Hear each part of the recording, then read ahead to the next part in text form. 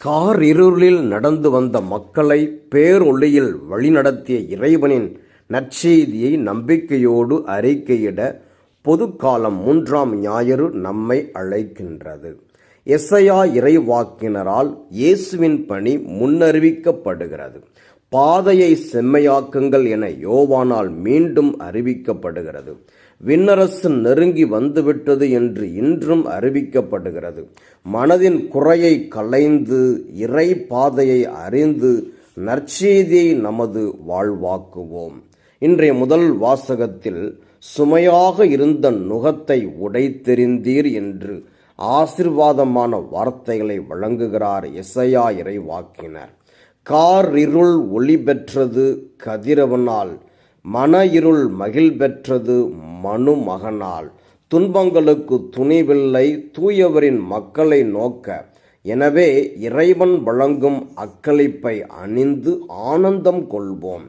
இன்றைய நற்செய்தி வாசகத்தில் என் பின்னே வாருங்கள், உங்களை மனிதர்களை பிடிப்பவர் ஆக்குவேன் என்று இறைப்பணிக்கு சீடர்களை அழைக்கிறார் இயேசு. இவ்வுலகத்தில் சாதாரண மனிதன் போன்ற வாழ்வே வாழ்ந்தார் இயேசு. ஆனால் தேவ மைந்தனுக்குரிய வல்லமையை கொண்டு அற்புதங்களை நிகழ்த்தினார். மக்களை மீட்க இன்றும் பல சீடர்களை அழைக்கிறார். உழைப்பை விடவும் உடைமையை விடவும் உன்னதமான பணி நற்செய்தி பணி என சீடர்களை அழைக்கிறார். நாமும் அதுபோல வாழவும் நமது வாழ்வை பிறர் விரும்பும் நற்செய்தியாக அமைய வரம் வேண்டிய அன்பின் தேவனிடம் இறைஞ்சுவோம். இப்பள்ளியில் இணைவோம். மன்றாட்டுக்கள். என் பின்னே வாருங்கள் என்றவரே எம் இறைவா, எம் தாயாம் திருச்சபையை வழிநடத்தும் திருத்தந்தை ஆயர்கள் மனிதர்களை அன்பால் பிடிக்கவும் வாழ்க்கை செயல்களில் இயேசுவை பிரதிபலிக்கவும் திருப்பணிக்கான வல்லமையை தந்து வழிநடத்த வேண்டுமென்று இறைவாமை மன்றாடுகிறோம்.